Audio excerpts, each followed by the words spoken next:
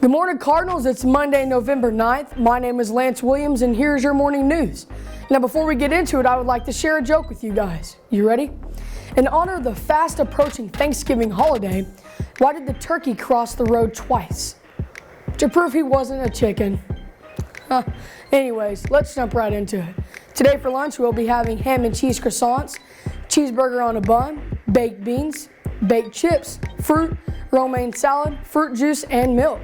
Students, the sophomore class will be holding a Hat Day fundraiser this Friday. You must pay $1 to wear a hat. NHS will be having a meeting on Tuesday, November 17th at 7:30 a.m. or second lunch in Miss Rogers' room, C103. All members should attend one meeting. New members join or remind by texting the code on the screen. As you all know, Election Day was last Tuesday, and we at Farmington High School also participated in a mock election of our own. We all heard the results, but for many at our age, we may not fully understand in full detail every part of the election. Our own Josh Cartwright caught up with Miss Earnhardt and Miss Flora, who are the Student Political Association sponsors, to bring the light details on the election process and results to how Farmington High School compared to the state and national races. Good morning, Cardinals. My name is Josh Cartwright here with Farm Cards News, and I'm here with Student Political Association leaders Miss Flora and Miss Earnhardt to discuss an important topic for future voters' elections. So can you guys sort of explain to me what SPA is and what you guys do? Sure. SPA stands for the Student Political Association. We are a nonpartisan group that we have three goals: initiate, educate, and inform. We want to educate our students on who the candidates are, what their views are. We also want to initiate them into action. We did a voter registration drive because we currently have students who are 18 years old who did vote in this election, so it's important that they understand that. And we also want them to just know what the issues and the topics are. Where do you go to get your research? You don't just vote for somebody because your mom and dad did, or you don't just vote for a guy because you hate the other guy. Like, why? We want people to be able to actually answer questions and have civil discourse. So what made you guys want to do a mock election at the school? Well, we have several students who were going to turn 18. And so for people who don't know, you can register to vote on or before Election Day. You have like 30 days that your registration has to be in. So even if you turn 18 on Election Day, as long as you are registered before, you can vote. So we held a voter registration drive so that our students could be able to do those things. And so we think it's really important that they get involved, because if they have things that they like and they want to keep, they need to vote to do those things. If they have things that they don't like and they want to change, they need to vote to do those things. So how did the results at our school compare to the national numbers? So it was really interesting.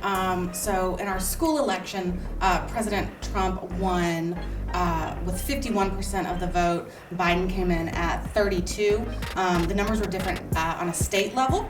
Trump got 63% of the vote in the state, with Biden getting 35%. For Senate, we overwhelmingly voted for incumbent Tom Cotton, 64% of the vote. That was really close to the state numbers. He got 67% of the vote for the state. Incumbent Steve Womack for Congress got 60% of our school vote, and he got 65% across the state. For the judges' races, they were about the same. We did 4 Republicans between 53 and 55%, and voted for Democrats around 45 to 48% of voters, and that was similar to the state. Unfortunately, for our local son, Mr. Hester, his dad did not win for the House election. In the school, we voted for him. He got 66% of the student vote, but in the state election, he only received 45%.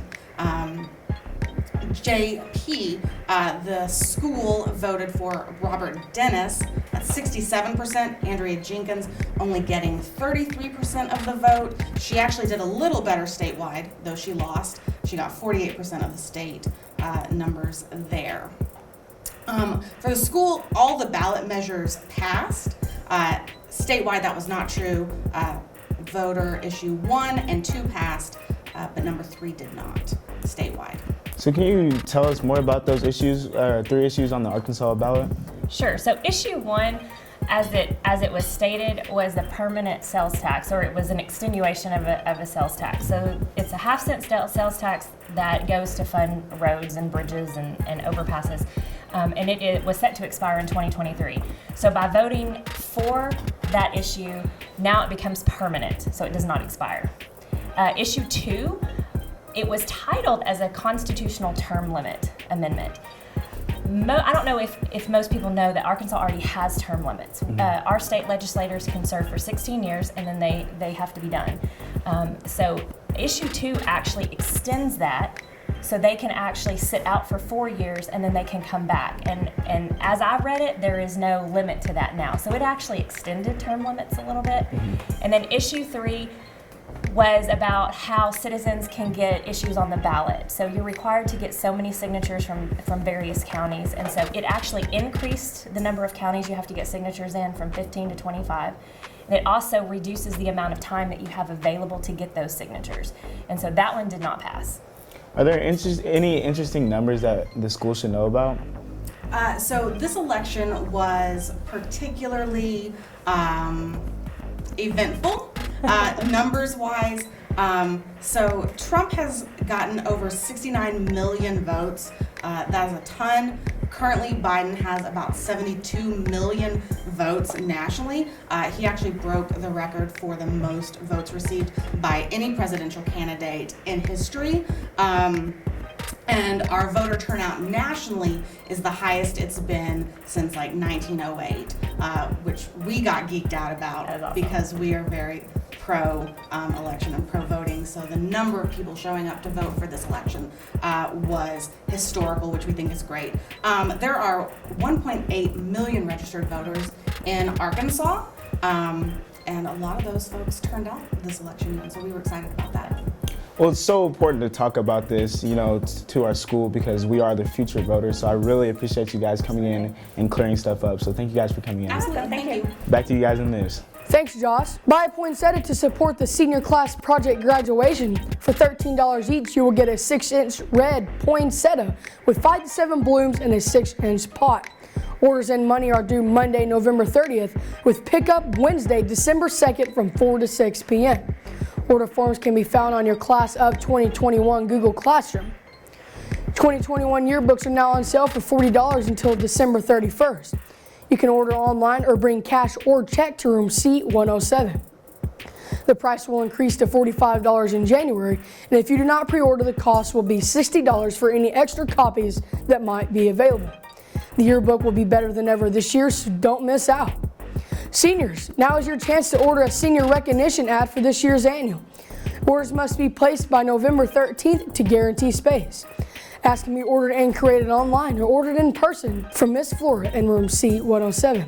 Check out the post in your Class of 2021 Google Classroom for more details. Attention all Cardinals, yearbook is looking for photo submissions from the student body. We want pictures of your quarantine summer, voting or campaigning in this year's election, jobs and hobbies outside of school. You do amazing things and we want photos of all of them to highlight in this year's yearbook. Submit photos at images.jostens.com using the code on the screen. Photos need to be uploaded by December 15th, 2020. If any teachers have any other announcements you would like to have added, please email or contact Mr. Dean or fill out the Google form that was sent out via email.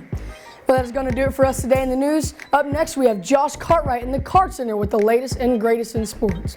Have a marvelous Monday, Farmington, and remember, wear your mask.